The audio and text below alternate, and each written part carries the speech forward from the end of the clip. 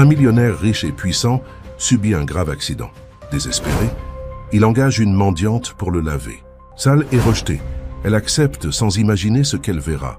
Mais en le touchant, quelque chose de grand la laisse sous le choc. Les lustres en cristal projetaient leur lumière dorée à travers le grand salon de l'hôtel Excelsior, où l'élite parisienne se rassemblait pour une autre soirée de sourires calculés et de poignées de main stratégiques. Alexandre Morin se tenait au centre de tout cela, son smoking sur mesure Tom Ford lui allant comme une armure, mais se sentant plus étouffant que jamais. En tant que PDG de Morin Entreprises, il s'était habitué à être le point focal de tels rassemblements. Mais ce soir, quelque chose semblait différent. Sa fiancée, Victoire Chasset, travaillait la salle sans effort, sa robe de créateur émeraude captant la lumière à chaque mouvement gracieux. Elle était le match parfait pour lui, du moins sur le papier, brillante, ambitieuse, et aussi dévouée au maintien des apparences qu'il l'avait été pendant la dernière décennie. Pourtant, alors qu'il la regardait charmer un groupe d'investisseurs potentiels, Alexandre ne pouvait pas se débarrasser du vide qui grandissait en lui depuis des mois. Un autre trimestre réussi, hein, Morin? Charles Dubois, l'un des membres de son conseil d'administration, lui tapa sur l'épaule. Les chiffres de la nouvelle division technologique sont astronomiques. Vous construisez vraiment tout un empire ici. Alexandre hocha la tête, offrant le sourire attendu. En effet, la réponse du marché a dépassé nos projections. Les mots semblaient répétés, vides, comme tout le reste dans sa vie ces derniers temps. Il s'excusa et se dirigea vers le balcon. L'air frais parisien frappa son visage, lui apportant un soulagement momentané de l'atmosphère étouffante à l'intérieur. En bas, les lumières de la ville scintillaient comme des étoiles tombées sur terre, lui rappelant des temps plus simples quand il regardait les vraies étoiles depuis le jardin de la maison de son enfance. « Te voilà, chérie. » La voix de Victoire coupa à travers sa rêverie. « Les Perrins demandent après toi. Ils envisagent d'augmenter leur investissement dans la nouvelle division. » Elle étudia son visage, sa main parfaitement manucurée montant pour ajuster son nœud papillon. « Tout va bien? Tu sembles distant ce soir. »« Je vais bien, » répondit-il automatiquement, bien que les mots aient un goût amer sur sa langue. « J'avais juste besoin d'air. » Les yeux de Victoire se rétrécirent légèrement. « Eh bien, reprends-toi. C'est une soirée importante pour nous. L'annonce de la fusion. C'est tout ce à quoi tu penses. » Les mots s'échappèrent avant qu'il ne puisse les arrêter, portant plus de poids qu'il n'en avait l'intention. « La prochaine affaire, la prochaine ascension sociale, la prochaine... » Pardon, Victoire recula, ses yeux verts lançant des éclairs. « Dois-je te rappeler que ton succès est construit exactement sur ce genre de soirée? Ces connexions... C'est qui nous sommes, Alexandre? Est-ce le cas ?» Il se tourna pour lui faire face complètement. « Parfois, je me demande si nous ne jouons pas simplement des rôles dans une représentation élaborée. Quand avons-nous fait quelque chose de réel pour la dernière fois, Victoire? Quelque chose qui signifiait vraiment quelque chose? » « Oh, pas encore ça. » Elle roula des yeux, un geste qui semblait souligner la distance croissante entre eux. « Tu es dans cette humeur bizarre depuis des semaines maintenant. Si tu as une autre crise existentielle, pourrais-tu, s'il te plaît, la programmer? Pour un moment, où nous ne sommes pas sur le point d'annoncer la plus grande fusion de l'histoire de l'entreprise ?» Alexandre sentit quelque chose se briser en lui. La façade soigneusement construite qu'il avait maintenue pendant des années commença à se fissurer. « Une humeur bizarre? C'est comme ça que tu appelles le fait de se demander si tout cela a un sens réel ?» L'expression de Victoire se durcit. « Un sens? Regarde autour de toi, Alexandre. Nous avons construit quelque chose d'extraordinaire. Nous sommes respectés, influents, réussis. Quel sens de plus pourrais-tu vouloir ?» Il la regarda vraiment. Et pour la première fois vit la peur derrière son masque parfait. Peur de la vulnérabilité, de perdre le contrôle, d'être quoi que ce soit de moins que le couple puissant qu'il s'était façonné à être. Mais il vit aussi autre chose, un reflet de son propre vide, magnifié et reflété à travers ses yeux ambitieux. « J'ai besoin de sortir d'ici, » dit-il doucement, se détournant d'elle. « Je ne peux pas respirer dans cet endroit. » « Alexandre, » siffla Victoire, saisissant son bras, « n'ose même pas faire une scène. L'annonce est dans 21 minutes. » Mais il bougeait déjà, se frayant un chemin à travers la foule des plus beaux de Paris, ignorant les regards inquiets et les commentaires chuchotés. Le grand hall d'entrée de l'Excelsior semblait s'étirer sans fin devant lui, chaque pas résonnant avec le son creux de ses chaussures italiennes coûteuses contre les sols en marbre. L'Aston Martin noir rugit à travers les rues vides de Paris, son conducteur agrippant, le volant avec une intensité à en blanchir les jointures. Alexandre avait desserré son nœud papillon, mais la sensation d'étouffement persistait. Son téléphone vibrait sans cesse, Victoire sans doute, ainsi que d'innombrables autres. Personne se demandant où l'invité d'honneur avait disparu lors d'une soirée si importante. Les lumières de la ville défilaient alors qu'il conduisait sans destination précise, jusqu'à ce qu'il réalise que son subconscient l'avait amené dans un quartier familier. Les maisons modestes de la rue de son enfance contrastaient fortement avec les immeubles de luxe auxquels il s'était habitué. Il ralentit, laissant les souvenirs l'envahir. Il y a 25 ans, c'était son monde. Simple, authentique, réel. Avant l'ambition, avant la poursuite sans fin du toujours plus, avant Victoire et la vie soigneusement élaborée qu'ils avaient eux construite ensemble. Il pouvait presque voir son jeune lui faire du vélo dans ses rues, sans autre souci que la prochaine aventure. Son téléphone sonna à nouveau, le nom de Victoire clignotant sur l'écran. Cette fois, il répondit. « As-tu complètement perdu l'esprit » Sa voix crépitait de fureur à peine contenue. « As-tu la moindre idée de ce que tu as fait ? Les Perrins sont furieux. Les membres du conseil sont confus et j'ai dû inventer une excuse ridicule à propos d'une urgence familiale. »« Victoire » l'interrompit-il, sa voix étonnamment calme. « Penses-tu parfois à ce que nous sommes devenus ? Oh, pour l'amour du ciel, Alexandre, ce n'est pas le moment pour des discussions philosophiques. Fais demi-tour et reviens. Nous pouvons encore sauver cette soirée. » C'est exactement de ça que je parle, dit-il, se garant près de son ancienne maison. Tout est toujours question de sauver, maintenir, avancer. Quand avons-nous cessé d'être des personnes réelles pour devenir ces personnages que nous avons créés? Des personnes réelles? Le rire de Victoire était tranchant, cassant. Les personnes réelles ne construisent pas des entreprises mondiales. Les personnes réelles ne changent pas le monde. Nous sommes exceptionnels, Alexandre. C'est ce qui nous rend différents. C'est ce qui nous rend spéciaux. Il regarda la modeste maison de 2 étages où il avait grandi. La lumière du porche était allumée, projetant une lueur chaleureuse qui semblait se moquer de la perfection froide et stérile de son penthouse actuel. Mais à quel prix, Victoire? Qu'avons-nous abandonné pour devenir exceptionnels? Je n'arrive pas à croire que nous ayons cette conversation maintenant, dit-elle, prenant ce ton contrôlé qu'elle utilisait pour s'adresser aux membres difficiles du conseil. Écoute, visiblement tu traverses quelque chose. Nous pourrons en discuter plus tard avec ton thérapeute si nécessaire. Mais maintenant tu dois revenir. L'annonce de la fusion. J'entre, la coupa-t-il, les yeux fixés sur sa maison d'enfance. Tu entres où?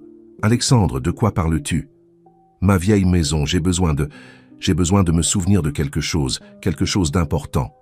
Ta vieille, la voix de Victoire monta d'une octave. As-tu bu? C'est absolument inapproprié. Pense à ce que tu fais. Pense à notre réputation. Mais Alexandre avait déjà terminé l'appel. Il resta assis dans sa voiture pendant un long moment, fixant la maison. Les propriétaires actuels l'avaient peinte d'une couleur différente, mais l'ossature était la même. L'arbre qu'il grimpait autrefois se dressait toujours dans le jardin avant, ses branches s'étirant vers un ciel qu'il trouvait autrefois infini de possibilités. Son téléphone recommença à sonner, mais il le mit en silencieux, sortant de la voiture. L'air frais de la nuit portait l'odeur du pavé lavé par la pluie et du jasmin en fleurs, si différent du parfum artificiel de la salle de bal qu'il avait fui. Chaque pas sur le chemin de béton fissuré semblait le faire marcher à reculons, dans le temps. Dépouillant les couches de la personne qu'il était devenu, il atteignit la porte d'entrée, sa main planant au-dessus de la sonnette. Que faisait-il ici? Qu'espérait-il trouver? La famille vivant ici maintenant ne le connaîtrait pas, ne se soucierait pas de sa crise d'identité ou de son besoin désespéré de se reconnecter avec quelque chose de réel. Le tonnerre gronda au loin, et les premières gouttes de pluie commencèrent à tomber. Alexandre se détourna de la porte, mais au lieu de retourner à sa voiture, il marcha vers le côté de la maison. Les 3 chemins qu'il avait parcourus d'innombrables fois enfant étaient toujours là, menant au jardin arrière, où il avait passé tant de soirées d'été à observer les étoiles avec son père. La pluie tombait régulièrement maintenant, trempant son smoking coûteux, mais il s'en fichait. Il se tenait là, dans l'orage grandissant, regardant la fenêtre de ce qui était autrefois sa chambre. Quelque part entre cette fenêtre et l'endroit où il se tenait maintenant, il avait perdu quelque chose d'essentiel, quelque chose qu'aucune somme d'argent ou de succès ne pouvait remplacer. Le trajet de retour depuis sa maison d'enfance fut un flou de réverbères et de pluie. Les vêtements d'Alexandre étaient trempés, ses cheveux plaqués sur son front, mais l'inconfort physique était à peine perceptible comparé à la tourmente émotionnelle en lui. Le rythme régulier de ses essuie-glaces semblait se moquer de lui avec leur précision mécanique, tout comme la routine bien huilée qu'était devenue sa vie. Son téléphone avait finalement cessé de sonner, mais le silence semblait plus accusateur que les appels. Il savait qu'il devrait faire face aux conséquences de ses actions tôt ou tard. L'annonce de la fusion, les investisseurs, Victoire, tout l'attendait comme un orage qui se prépare. Pourtant, d'une certaine manière, rien de tout cela ne semblait avoir autant d'importance qu'il y a quelques heures. Les grilles familières de son complexe d'appartements de luxe apparurent, et Alexandre sentit sa poitrine se serrer. Même son domicile était devenu un autre symbole de la façade soigneusement construite qu'il avait bâtie autour de lui. Alors qu'il se garait sur sa place désignée, il remarqua que la voiture de Victoire était déjà là. Bien sûr qu'elle l'attendait. Le trajet en ascenseur jusqu'au penthouse sembla interminable. Chaque numéro d'étage qui s'allumait le rapprochait d'une confrontation qu'il ne pouvait éviter. Quand les portes s'ouvrirent enfin directement dans son appartement, il trouva Victoire debout près des fenêtres du sol au plafond, portant toujours sa robe émeraude du gala, sa posture rigide de fureur à peine contenue. « J'ai passé les 2 dernières heures à faire du contrôle des dégâts, » dit-elle sans se retourner. « As-tu la moindre idée de ce que tu as fait ?» Alexandre entra dans l'appartement, ses chaussures mouillées grinçant contre le sol en marbre. « J'avais besoin d'espace pour réfléchir, Victoire. » Elle se retourna brusquement, ses yeux s'écarquillant devant son apparence débraillée. « Réfléchir ? Tu avais besoin de réfléchir ? Et cela nécessitait de fuir notre plus grande soirée. De l'année, et que t'est-il arrivé? Pourquoi es-tu mouillé? » Je suis allé voir ma vieille maison. « Sous la pluie? Dans ton smoking ?» Elle pressa ses doigts contre ses tempes. « Je ne te reconnais même plus, Alexandre. D'abord les sautes d'humeur, puis les discussions philosophiques sur le sens, et maintenant ça, te rends-tu compte? Que le Conseil remet en question ta stabilité. Les Perrins ont déjà appelé leurs avocats à propos de la fusion. Qu'ils la remettent en question, dit Alexandre, se surprenant lui-même par le calme dans sa voix. Peut-être qu'il est temps que quelqu'un remette tout en question. Victoire s'avança vers lui, ses talons claquant contre le sol comme des points d'exclamation en colère. Ce n'est pas un film, Alexandre. Tu ne peux pas simplement avoir une crise de la quarantaine et t'attendre à ce que le monde attende. Pendant que tu te trouves, nous avons des responsabilités, des obligations. Les gens comptent sur nous. Est-ce le cas? Il rencontra son regard.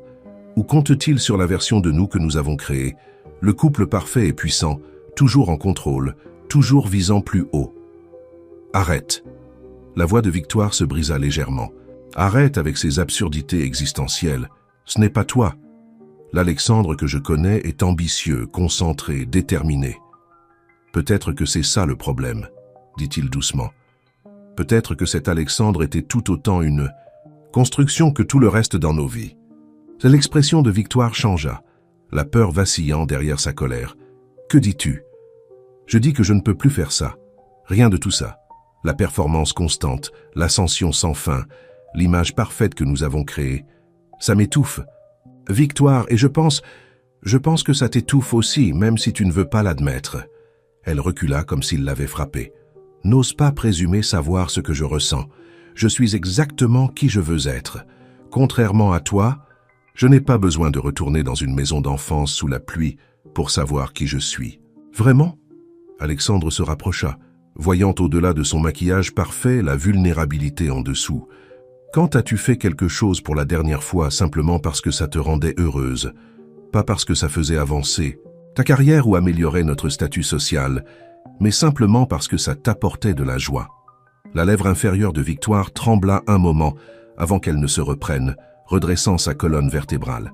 Le bonheur est un luxe pour les gens qui ne veulent pas atteindre la grandeur. Nous sommes au-delà de ça, Alexandre. Nous avons construit quelque chose d'extraordinaire ici. Nous avons construit une prison, corrigea-t-il doucement. Une belle prison dorée qui tue lentement nos âmes. Et que proposes-tu? Que nous fassions? Sa voix dégoulinait de sarcasme.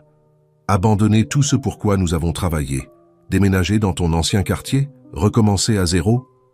Pas à zéro, dit-il. Peut-être avec quelque chose de réel pour une fois. Le rire de Victoire était creux. Tu as perdu l'esprit. Le conseil avait raison, tu as une sorte de dépression nerveuse.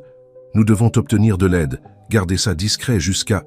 Je pars, interrompit Alexandre, les mots sortant avant même qu'il n'ait pleinement formé la pensée. Le silence qui suivit était assourdissant. Victoire le fixa, son masque parfait se fissurant enfin pour révéler un choc authentique. Quoi? J'ai besoin de sortir d'ici, de m'éclaircir les idées, de découvrir qui je suis sans tout ça. Il fit un geste englobant l'appartement luxueux autour d'eux. Victoire le regarda incrédule. Tu ne peux pas être sérieux. Où irais-tu? Que ferais-tu? Je ne sais pas, admit Alexandre, mais je sais que je ne peux plus continuer comme ça. C'est ridicule, dit Victoire, sa voix montant. Tu as des responsabilités, Alexandre, des gens qui comptent sur toi. Tu ne peux pas simplement tout abandonner sur un coup de tête. Ce n'est pas un coup de tête, répondit-il doucement. C'est quelque chose qui se construit depuis longtemps. Je suis désolé, Victoire, mais je dois le faire. Il se dirigea vers leur chambre, sortant une valise. Victoire le suivit, son visage un mélange de colère et d'incrédulité. Si tu franchisses cette porte, Alexandre, tu ne quittes pas seulement moi. Tu quittes tout ce que nous avons construit. Ne t'attends pas à retrouver tout cela quand, quoi que ce soit, sera passé. Alexandre s'arrêta, la regardant. Pour un instant, il vit au-delà du masque de perfection, voyant la femme qu'il avait autrefois aimée. Mais ce moment passa rapidement. « Je sais », dit-il simplement. Il ferma sa valise, prit son portefeuille et ses clés et se dirigea vers la porte. Victoire le regarda partir, son corps rigide de choc et de colère.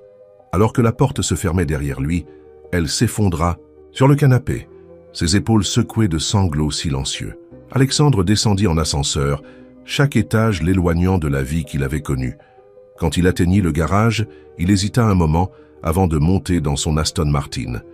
Cette voiture représentait tout ce qu'il essayait de fuir, mais pour l'instant, c'était son seul moyen de s'échapper.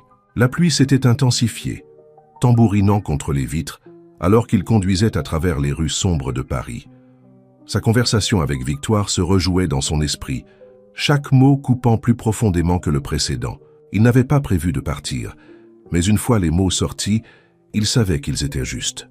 Le poids étouffant qui pesait sur sa poitrine depuis des mois semblait s'alléger légèrement à chaque kilomètre qu'il mettait entre lui et sa vie soigneusement construite. Son téléphone vibra à nouveau. Cette fois, c'était Charles Dubois, probablement en train d'essayer de limiter les dégâts pour la fusion. Alexandre l'éteignit complètement, ressentant une étrange sensation de libération dans cet acte simple. Pour la première fois depuis des années, il était vraiment injoignable. L'autoroute s'étendait devant lui, un ruban noir brillant de pluie. Il pensa à se diriger vers sa maison de campagne en Normandie, mais cela ressemblait à une autre cage dorée. Non, il avait besoin de quelque chose de différent, quelque chose de réel. Son esprit dériva vers sa maison d'enfance, vers la joie simple qu'il avait ressentie en se tenant dans ce jardin plus tôt. Sans prendre consciemment la décision, il se retrouva à prendre la sortie qui le ramènerait là-bas. Les rues résidentielles étaient vides à cette heure tardive, les maisons sombres à l'exception de quelques lumières de porche occasionnelles.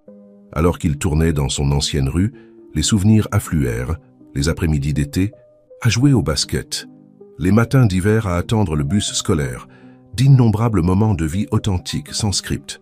Perdu dans ses pensées, Alexandre faillit manquer de voir le gros camion qui grilla le panneau stop à l'intersection. Ses phares captèrent la calandre brillante du véhicule massif pendant une fraction de seconde avant que l'instinct ne prenne le dessus. Il donna un coup de volant brusque, essayant d'éviter la collision, mais les routes mouillées n'offraient aucune adhérence.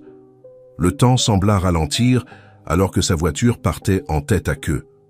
Le monde devint un flou de mouvements et de sons, le crissement des pneus sur le pavé mouillé, le craquement écœurant du métal, l'étrange sensation d'apesanteur alors que la voiture quittait le sol. Alexandre eut une fraction de seconde pour penser à l'ironie de trouver la clarté seulement pour tout perdre. Et puis, l'impact. La voiture roula, chaque révolution apportant de nouvelles vagues de chaos. Le verre se brisa autour d'eux. Les airbags se déployèrent avec une force explosive, et Alexandre se sentit projeté contre sa ceinture de sécurité avec une intensité violente. Quelque chose dans son dos hurla de protestation, puis tout devint noir. Quand la conscience revint, elle vint par fragments, la pluie tombant à travers le toit ouvrant brisé, le gémissement lointain des sirènes, le goût métallique du sang dans sa bouche. Il essaya de bouger mais se rendit compte qu'il ne pouvait pas sentir ses jambes. La panique monta dans sa gorge alors qu'il réalisait qu'il était piégé dans les restes tordus de sa voiture, qui avait d'une manière ou d'une autre fini sa course contre un arbre, le même arbre qu'il grimpait enfant. Des voix s'approchèrent, des faisceaux de lampes de poche perçant l'obscurité. « Monsieur, pouvez-vous m'entendre? N'essayez pas de bouger, nous allons vous sortir de là. » Les secouristes travaillèrent méthodiquement pour l'extraire de l'épave, leur voix professionnelle mais urgente. Alexandre dérivait dans et hors de la conscience, captant des fragments de leur conversation. Trauma spinal, possible lésion de la moelle épinière, besoin de stabiliser. Alors qu'il le libérait finalement de la voiture et le transférait, sur une planche dorsale, Alexandre aperçut sa maison d'enfance. La lumière du porche était allumée, et plusieurs personnes s'étaient rassemblées pour regarder la scène se dérouler. Parmi eux, il crut voir une femme aux yeux bienveillants, tenant la main d'un petit enfant. Mais avant qu'il ne puisse se concentrer sur eux, l'obscurité le réclama à nouveau. Le trajet en ambulance fut une cascade de sensations et de voix. Les ambulanciers travaillaient sur lui, annonçant des signes vitaux et des termes médicaux qu'il ne pouvait pas comprendre. À travers tout cela, une pensée continuait de faire surface dans son esprit. Il avait voulu quelque chose de réel, quelque chose qui briserait la construction artificielle de sa vie. Maintenant, piégé dans un corps brisé, il réalisait que le destin avait une façon cruelle d'exaucer les vœux. Le bip régulier des moniteurs médicaux remplissait la chambre d'hôpital privé à l'hôpital de la Pitié-Salpêtrière. Alexandre ouvrit lentement les yeux. Les lumières fluorescentes durent le faisant plisser des yeux. La pièce était remplie de bouquets de fleurs coûteux et de cartes de prompt rétablissement, une version aseptisée de la préoccupation de ses associés d'affaires et des membres du conseil. Victoire était assise dans un fauteuil de designer près de son lit, son attention concentrée sur sa tablette alors qu'elle répondait à des emails. Elle avait l'air impeccable comme toujours, mais il y avait des signes subtils de tension autour de ses yeux. Quand elle remarqua qu'il était réveillé, elle mit la tablette de côté, son expression un masque soigné de préoccupation. « Les médecins disent que tu as une chance incroyable, » dit-elle, sa voix contrôlée. La voiture était complètement détruite. Si ça n'avait pas été un véhicule haut de gamme avec des dispositifs de sécurité avancés. Alexandre essaya de bouger, mais son corps semblait déconnecté, étranger. « Mes jambes » parvint-il à dire, la gorge sèche. « Je ne sens pas mes jambes. » Les doigts parfaitement manucurés de Victoire se serrèrent sur la coudoir. Les médecins ont expliqué la situation. La lésion de la moelle épinière, c'est permanent. Mais il existe d'excellents centres de rééducation et avec tes ressources, tu auras accès aux meilleurs soins disponibles. La façon clinique dont elle discutait de son état fit craquer quelque chose à l'intérieur d'Alexandre. « Depuis combien de temps suis-je ici ?»« 3 jours. J'ai géré les retombées de l'annonce de la fusion et le conseil a été étonnamment compréhensif, étant donné les circonstances. Nous pouvons présenter cela comme un revers temporaire. » « Temporaire ?» Le rire d'Alexandre était amer. « Victoire, je suis paralysé. » Elle tressaillit devant sa franchise. « Ne sois pas dramatique, chérie. La technologie médicale progresse chaque jour.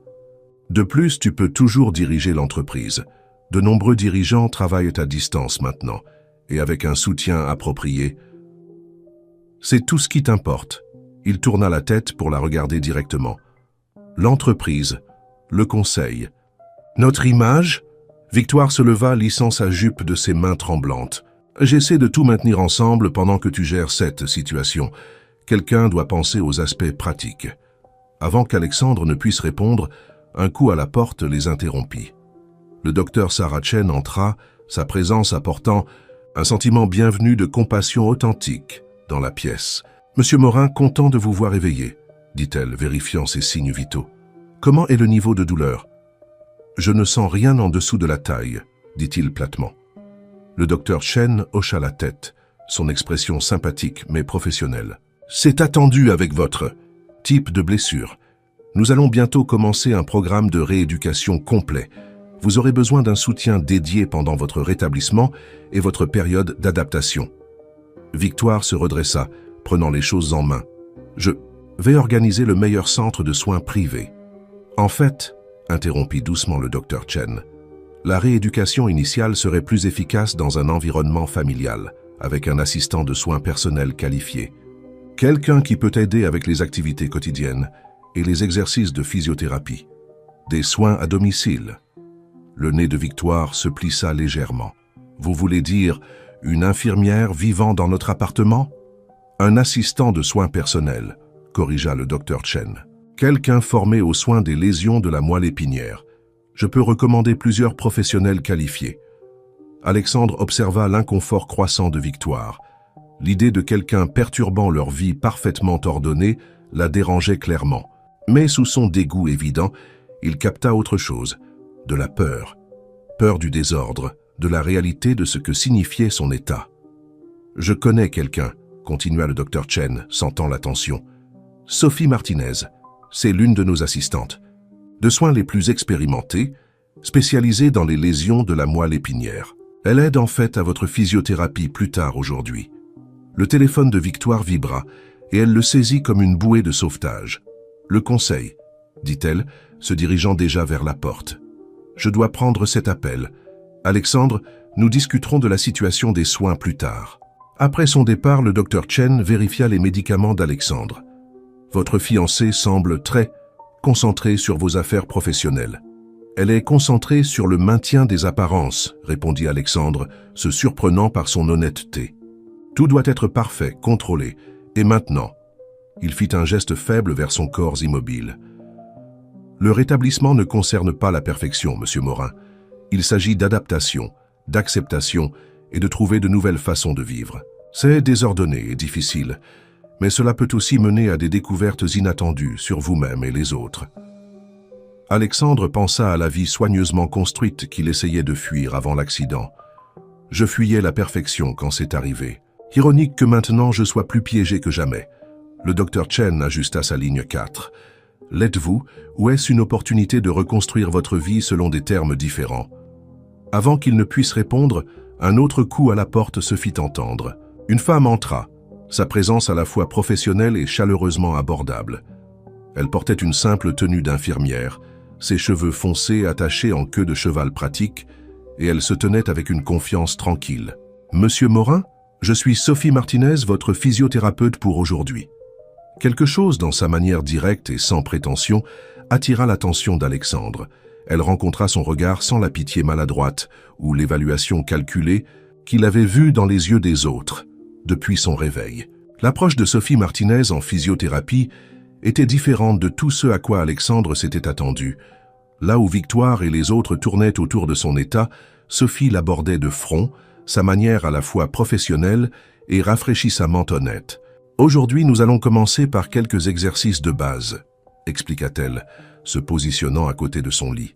« Rien de trop intense, mais il est important de maintenir le tonus musculaire de votre partie supérieure du corps et de prévenir les complications. » Alexandre ressentit une vague de frustration. « À quoi bon? Je ne peux même pas sentir la moitié de mon corps. » Sophie rencontra son amertume avec une compréhension calme. « Le but, monsieur Morin, c'est que vous êtes toujours là. Votre corps a changé, mais vous n'avez pas tout perdu. Nous travaillons avec ce que nous avons, un jour à la fois. » Alors qu'elle le guidait à travers une série de mouvements du haut du corps, Alexandre remarqua l'alliance simple à son doigt. « Votre mari doit être très compréhensif concernant vos horaires de travail, » dit-il, essayant de se distraire de l'effort des exercices. Une ombre passa sur le visage de Sophie. « Je suis veuve en fait, mais j'ai quelque chose qui me fait avancer. Ma fille, Luna. Elle a 7 ans, et elle est la raison pour laquelle je fais tout ce que je fais. » La mention de sa fille éveilla quelque chose dans la mémoire d'Alexandre. L'enfant qu'il avait aperçu la nuit de l'accident. Avant qu'il ne puisse poser de questions à ce sujet, Victoire revint, ses talons claquant fermement contre le sol de l'hôpital. « La réunion du conseil s'est bien passée, » annonça-t-elle, puis fit une pause, prenant conscience de la scène devant elle. « Oh, je ne savais pas que tu étais en thérapie. Je peux revenir. Restez. S'il vous plaît, » dit Sophie professionnellement. C'est en fait utile pour les membres de la famille de comprendre le processus de rééducation.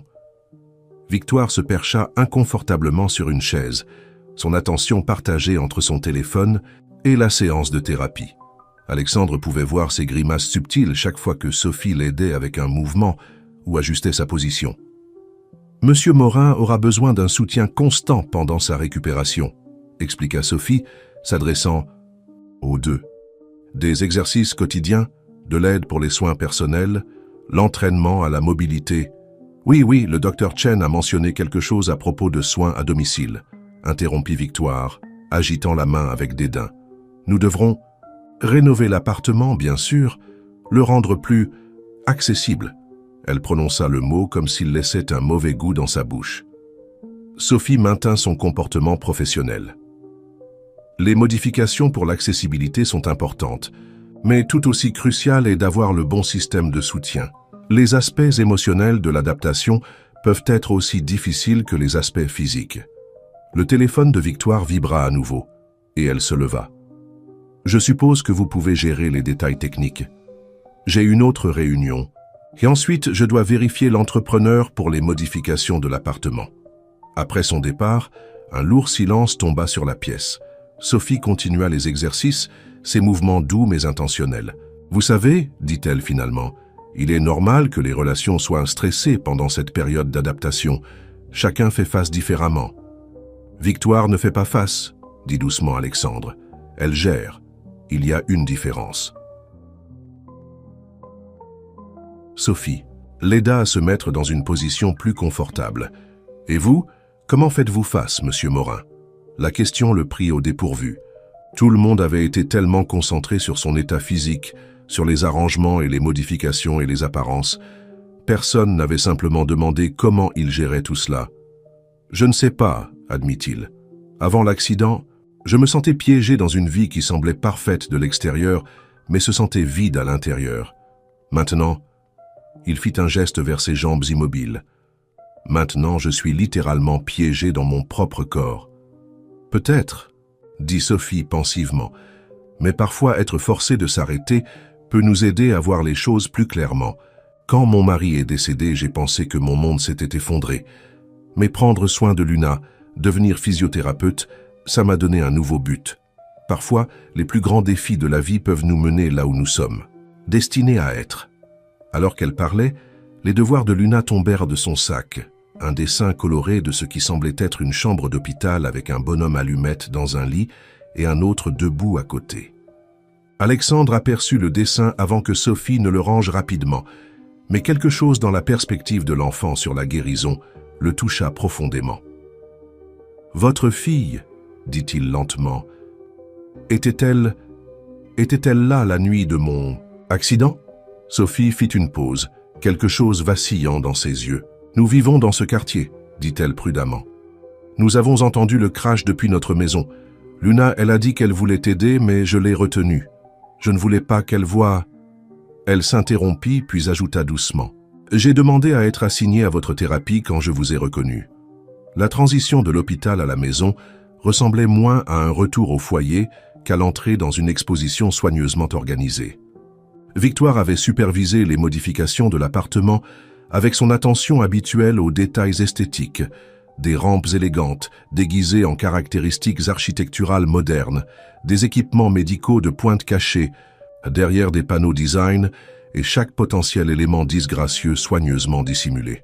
Les entrepreneurs ont travaillé des heures supplémentaires pour que tout soit prêt, expliqua Victoire, guidant le fauteuil roulant d'Alexandre à travers l'espace transformé. L'équipe de design a réussi à maintenir l'esthétique de l'appartement tout en le rendant fonctionnel pour ton état. Alexandre remarqua comment elle évitait des mots comme « accessible » ou « handicapé », comme si le langage lui-même pouvait, d'une manière ou d'une autre, préserver l'illusion de leur ancienne vie. Le fauteuil roulant dans lequel il était assis était le modèle le plus cher disponible, son cadre en titane peint sur mesure pour correspondre à leur décor. « Et ce sera la chambre de ton aide-soignante », continua Victoire, désignant ce qui était autrefois son bureau. L'espace avait été converti en une chambre modeste, mais bien aménagée, bien qu'elle semblât stérile, comme une chambre d'hôtel haut de gamme. Madame Martinez commencera la semaine prochaine. L'agence m'a assuré qu'elle est leur candidate la plus qualifiée. Sophie, corrigea Alexandre. Son nom est Sophie. Les lèvres de Victoire se serrèrent légèrement. Oui, eh bien, j'ai arrangé pour que sa fille reste avec des parents pendant ses semaines de travail. Nous ne pouvons évidemment pas avoir un enfant qui court dans l'appartement. Ce n'était pas dans l'arrangement, dit Alexandre, sentant une vague de colère monter. La fille de Sophie fait partie du package. Nous en avons discuté. Sois raisonnable, Alexandre. C'est notre maison, pas une garderie. De plus, la fille ne serait qu'une distraction pour ta récupération. Avant qu'il ne puisse argumenter davantage, les portes de l'ascenseur s'ouvrirent et Sophie elle-même entra dans l'appartement, portant un petit sac de voyage. Derrière elle, partiellement cachée, se trouvait Luna, tenant un sac à dos coloré et regardant autour d'elle avec un émerveillement aux yeux écarquillés.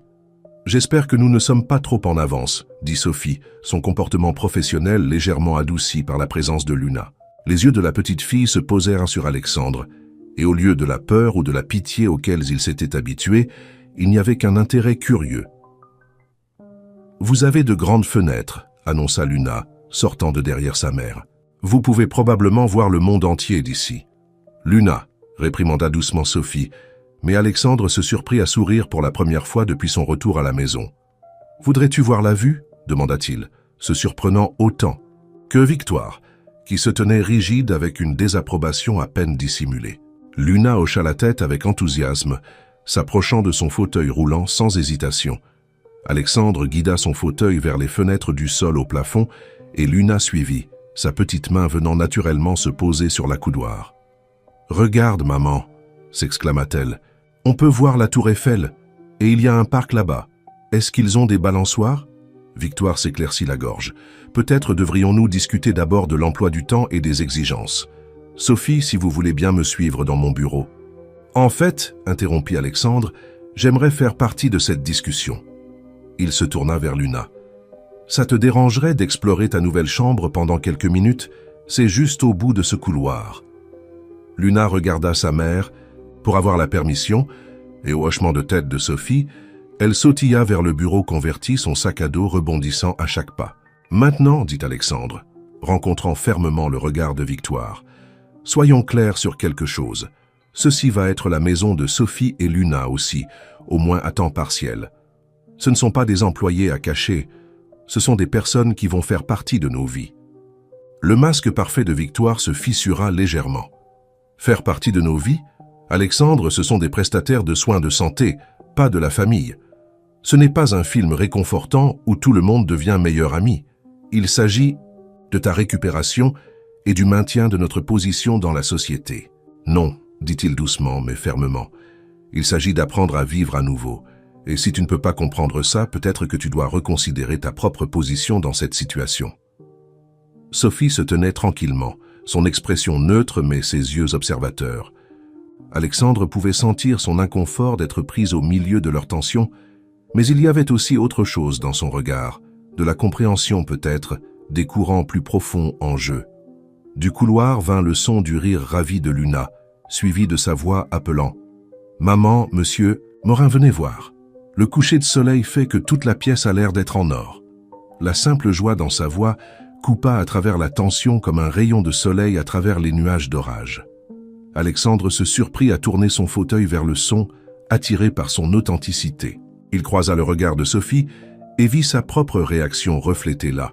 Une reconnaissance que parfois la sagesse la plus profonde vient des sources les plus inattendues. La première semaine de soins à domicile établit un rythme à la fois stimulant et étonnamment éclairant. L'expertise professionnelle de Sophie était évidente dans chaque interaction, mais c'était sa force tranquille et son empathie authentique qui faisaient vraiment la différence. Elle abordait chaque tâche avec une grâce naturelle qui aidait Alexandre à maintenir sa dignité à travers les moments les plus difficiles. Luna, contrairement aux prédictions de Victoire, s'avéra être non pas une distraction, mais une bouffée d'air frais dans l'atmosphère stérile de l'appartement. Elle avait une capacité étonnante à poser des questions qui coupaient à travers les prétentions. sa perspective d'enfant offrant de la clarté là où les adultes ne voyaient que des complications. « Pourquoi avez-vous tant d'assiettes chics si vous ne les utilisez jamais ?» demanda-t-elle un soir, regardant dans une vitrine remplie de porcelaine coûteuse. Victoire, qui était passée pour discuter d'affaires, se hérissa à la question.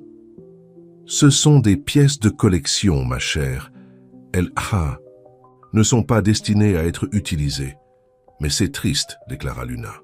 Les jolies choses devraient rendre les gens heureux, pas juste rester derrière du verre. » Alexandre surprit Sophie, essayant de cacher un sourire alors qu'elle préparait ses médicaments du soir. L'observation de la fillette avait touché une corde sensible. Combien de sa vie avait-il passé à collectionner des choses qui n'étaient jamais vraiment appréciées? Les séances de physiothérapie étaient épuisantes, mais Sophie ne le laissait jamais abandonner. Elle avait une façon de le pousser juste assez, sachant exactement quand encourager et quand reculer.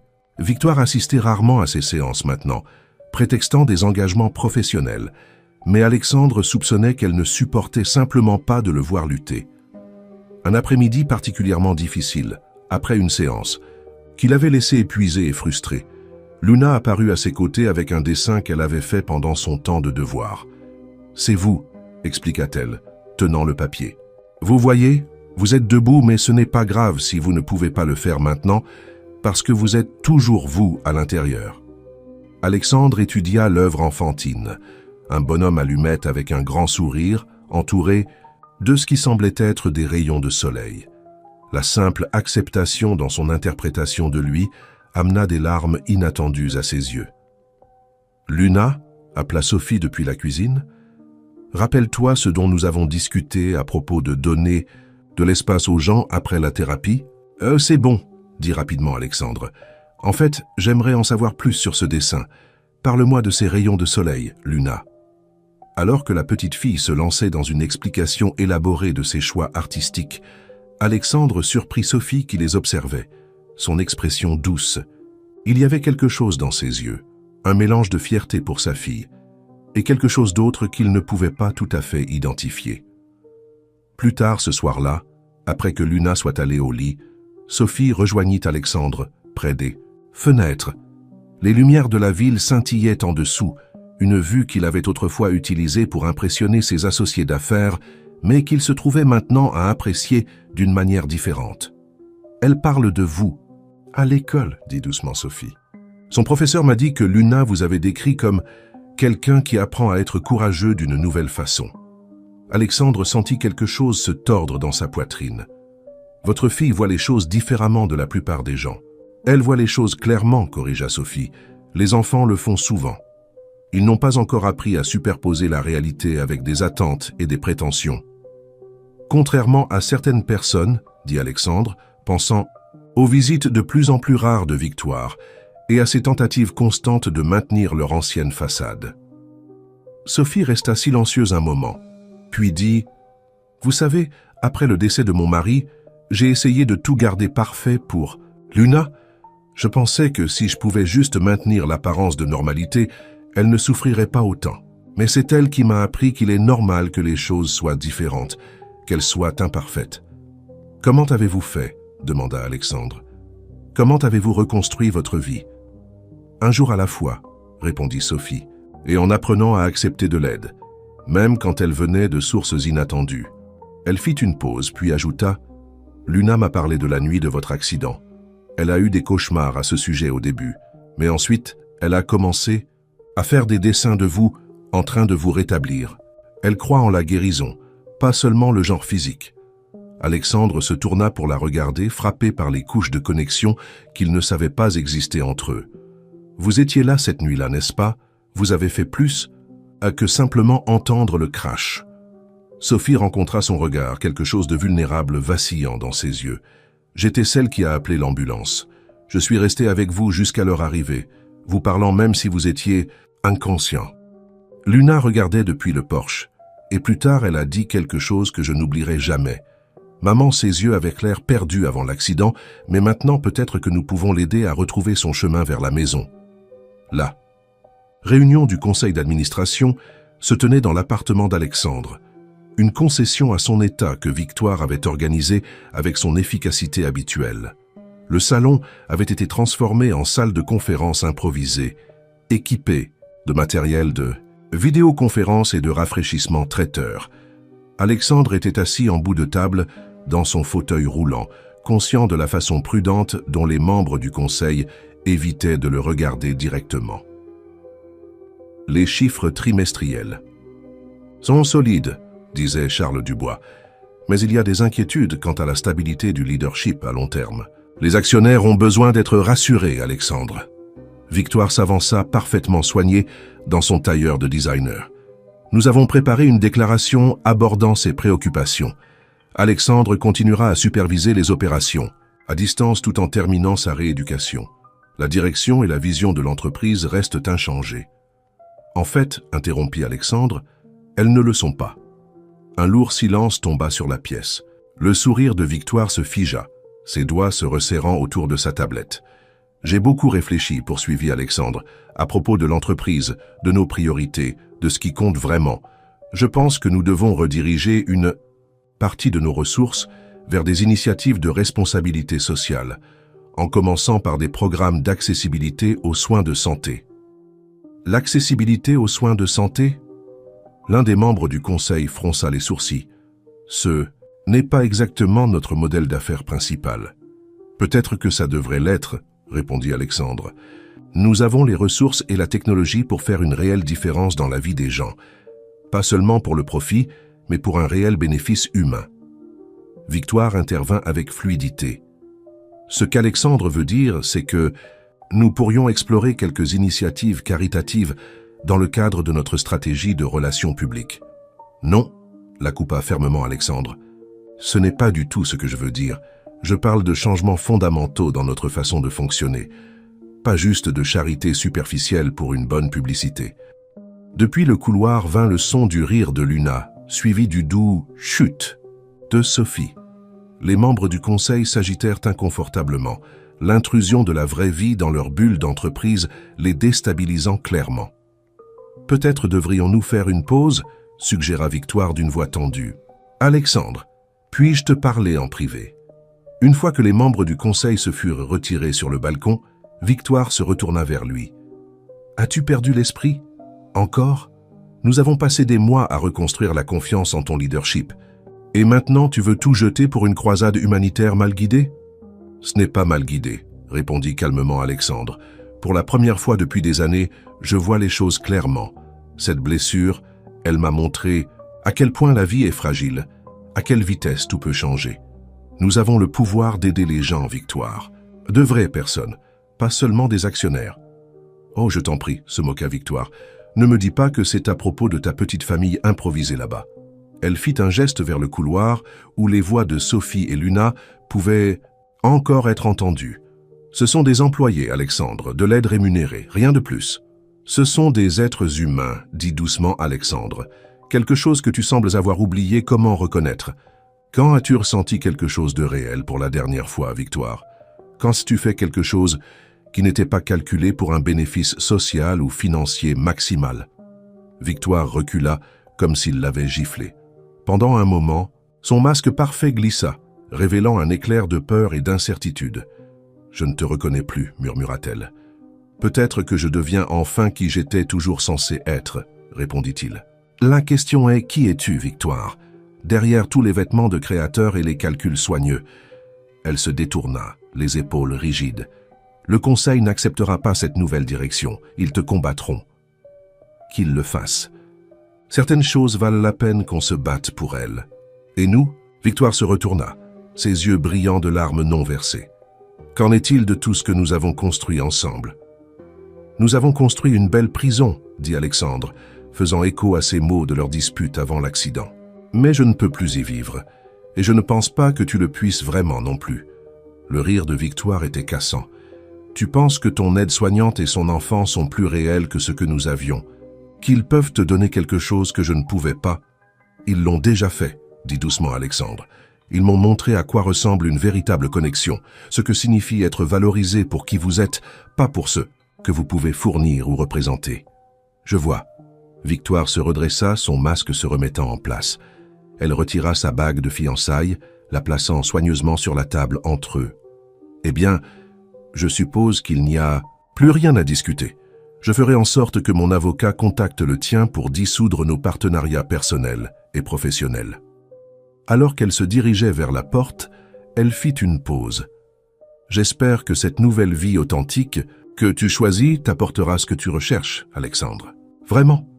Mais ne t'attends pas à ce que je reste sur la touche pendant que tu démantèles tout ce pour quoi nous avons travaillé. » Après son départ, Alexandre resta assis en silence, regardant la bague sur la table.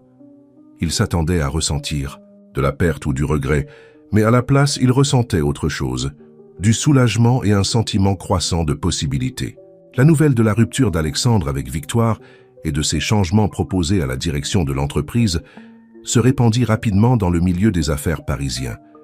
La presse s'en donna à cœur joie avec des spéculations sur son état mental et sa stabilité. Mais pour la première fois de sa vie, Alexandre se trouvait complètement indifférent à l'opinion publique. Au lieu de cela, il se concentra sur sa rééducation avec une détermination renouvelée.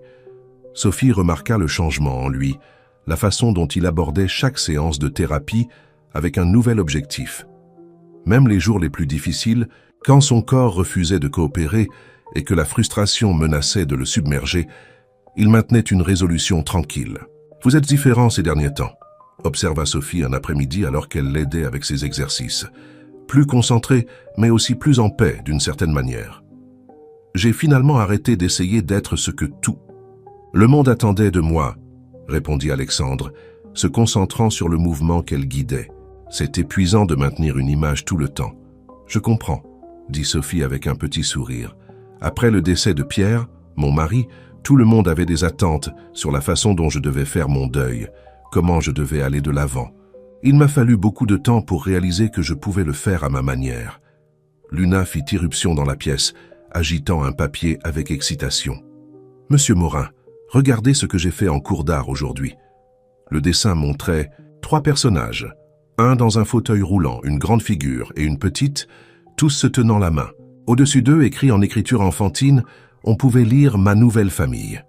Le visage de Sophie rougit. « Luna, chérie, rappelle-toi ce dont nous avons parlé? Monsieur Morin est notre employeur, pas... » « C'est magnifique, » interrompit Alexandre, la voix chargée d'émotion. « Ça te dérangerait si je le gardais, Luna? Je sais exactement où l'accrocher. » Luna rayonna puis sembla pensive. « Je peux vous poser une question, monsieur Morin? »« Bien sûr. »« Pourquoi vivez-vous encore ici dans le ciel? Vous ne manquez pas? » D'être plus près du sol, où vous pouvez voir les fleurs et entendre les oiseaux? Sa question frappa Alexandre avec une force inattendue, qu'il regarda autour de son appartement luxueux, le voyant avec de nouveaux yeux. Malgré les modifications coûteuses et le décor parfait, il ressemblait toujours plus à un musée qu'à une maison. « Tu sais quoi, Luna? Je pense que tu es peut-être sur quelque chose. » Plus tard dans la soirée, après que Luna soit allée au lit, Alexandre trouva Sophie en train d'organiser ses médicaments pour le lendemain. « Pouvons-nous parler ?» Elle leva les yeux, quelque chose dans son ton la faisant prêter attention. « Bien sûr, tout va bien. La question de Luna aujourd'hui, ça m'a fait réfléchir. Cet endroit, aussi pratique soit-il, n'est pas vraiment propice à la guérison. Pas le genre de guérison dont j'ai besoin, en tout cas. » Sophie posa l'organisateur de pilules. « Que voulez-vous dire? » « Je veux dire que c'est peut-être le moment pour un changement, un vrai. J'ai regardé des maisons dans votre quartier, en fait. Il y en a une à quelques portes de là où j'ai grandi, avec un jardin et beaucoup d'espace pour des modifications. Elle aurait besoin de travaux, mais... » « Alexandre, » interrompit doucement Sophie. « Êtes-vous sûr de cela? Ce quartier est très différent de ce à quoi vous êtes habitué. C'est exactement pour ça que je veux le faire. » Et il hésita, puis continua. « J'espérais que vous et Luna envisageriez d'y emménager aussi. Pas en tant que mon aide-soignante et pas dans des quartiers séparés, mais comme... » Il fit un geste vers le dessin de Luna qu'il avait placé sur le comptoir. « Comme une famille. » Les yeux de Sophie s'élargirent. « Je ne sais pas quoi dire. »« Vous n'avez pas besoin de dire quoi que ce soit maintenant, » assura rapidement Alexandre. « Je sais que c'est beaucoup à considérer. Et je sais qu'il y a des complications, les limites professionnelles, votre travail à l'hôpital, l'école de Luna. Mais je n'ai jamais été plus certain de quoi que ce soit dans ma vie.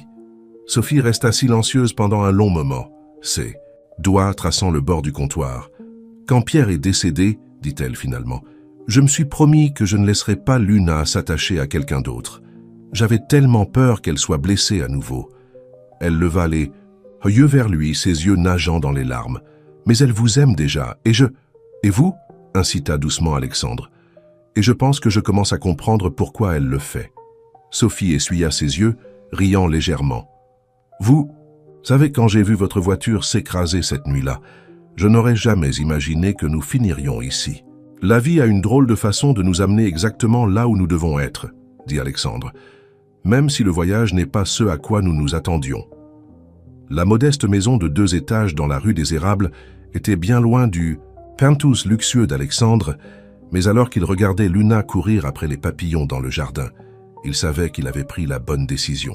Le déménagement avait été effectué il y a 2 semaines, et déjà l'endroit se sentait plus comme une maison que son appartement ne l'avait jamais été. Sophie avait pris un congé de l'hôpital pour aider à la transition, bien qu'elle maintienne son rôle de soignante principale. Les lignes entre le professionnel et le personnel devenaient de plus en plus floues, quelque chose qui à la fois l'excitait et la terrifiait. Les entrepreneurs ont dit que l'installation de l'ascenseur sera terminée la semaine prochaine, dit Sophie, apportant du thé glacé là où Alexandre était assis sur la terrasse arrière. La rampe en bois qu'ils avaient installée lui permettait un accès facile pour regarder les aventures de jardinage de Luna. Et les modifications de la salle de bain sont presque terminées. « Merci, dit-il, prenant le thé. Pas seulement pour ça, mais pour tout, pour avoir pris ce seau avec moi. » Sophie s'assit dans la chaise à côté de lui, son expression pensive. « Luna est plus heureuse que je ne l'ai vue depuis des années. Elle adore aider avec le jardin, et sa nouvelle école est juste au coin de la rue. »« Et vous ?» demanda doucement. « Alexandre, êtes-vous heureuse ?» Avant qu'elle ne puisse répondre, Luna vint en courant vers eux, tenant quelque chose dans ses mains en coupe. « Regardez ce que j'ai trouvé. C'est une vieille photo enterrée dans le jardin. » Elle tendit à Sophie une photographie couverte de boue dans un cadre usé. Sophie la nettoya avec sa chemise, puis se figea, son visage perdant toute couleur. « Sophie, qu'est-ce que c'est ?» demanda Alexandre, inquiet.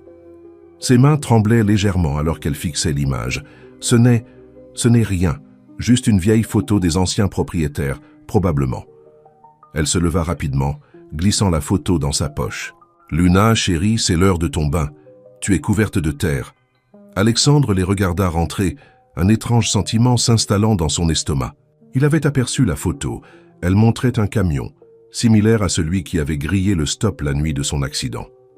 Plus tard cette nuit-là, après que Luna fut endormie, Alexandre trouva Sophie assise seule dans la cuisine, la photo sur la table devant elle. Dans le cadre propre, il pouvait maintenant clairement voir un pick-up rouge garé devant cette même maison et un homme debout à côté, un homme qui ressemblait étrangement à Pierre, le mari défunt de Sophie. « Ce camion, dit doucement Alexandre, c'est le même, n'est-ce pas, de la nuit de mon accident. » Les épaules de Sophie se tendirent, mais elle ne se retourna pas. « Alexandre, s'il vous plaît, vous saviez, n'est-ce pas? Tout ce temps, vous saviez quelque chose sur cette nuit. Que vous ne me disiez pas. » Quand elle lui fit enfin face, il y avait des larmes dans ses yeux. C'était le camion de Pierre. Son frère l'empruntait parfois après le décès de Pierre. Cette nuit-là, il avait bu. Il a grillé le « stop », mais il n'est pas resté pour aider. Il est juste parti. Alexandre sentit son monde basculer sur son axe. « Votre beau-frère était le conducteur ?» Sophie hocha la tête, les larmes coulant maintenant librement. « Quand j'ai entendu le crash et que je suis sorti en courant, j'ai reconnu le camion qui quittait les lieux. J'ai appelé l'ambulance, je suis resté avec vous, mais je ne pouvais pas me résoudre à vous le dire. Thomas, le frère de Pierre, est le seul oncle de Luna, son seul lien avec la famille de son père. Et il était tellement brisé après le décès de Pierre. Alors vous l'avez protégé, dit Alexandre, sa voix soigneusement neutre. J'ai protégé Luna, corrigea Sophie. Thomas s'est rendu le lendemain, mais la culpabilité le rongeait. Il a cherché de l'aide, il est devenu sobre. C'est une personne différente maintenant. Elle tendit la main à travers la table, sa main planant, au-dessus de la sienne, mais ne la touchant pas tout à fait. Je voulais vous le dire tant de fois, mais j'avais peur. Peur de perdre mon travail, peur de vous perdre, peur que Luna perde une autre personne qu'elle aime. » Alexandre resta assis en silence, traitant cette révélation. La vérité qu'il avait cherchée sur cette nuit avait été si proche tout ce temps, enveloppée dans des couches d'amour, de peur et de loyauté familiale. « Quand avez-vous réalisé qui j'étais » demanda-t-il finalement. « Au moment où ils vous ont amené à l'hôpital, » admit Sophie, « j'ai demandé à être votre physiothérapeute parce que je me sentais responsable d'une certaine manière. Je pensais que si je pouvais vous aider à guérir, cela pourrait compenser ma part dans la dissimulation de la vérité. » Elle essuya ses yeux. « Mais ensuite, quelque chose d'inattendu s'est produit. Luna est tombée amoureuse de votre esprit. Et je suis tombée amoureuse de votre cœur. La culpabilité de garder ce secret me tuait, surtout depuis que nous avons emménagé ici, depuis que nous avons commencé à devenir une vraie famille.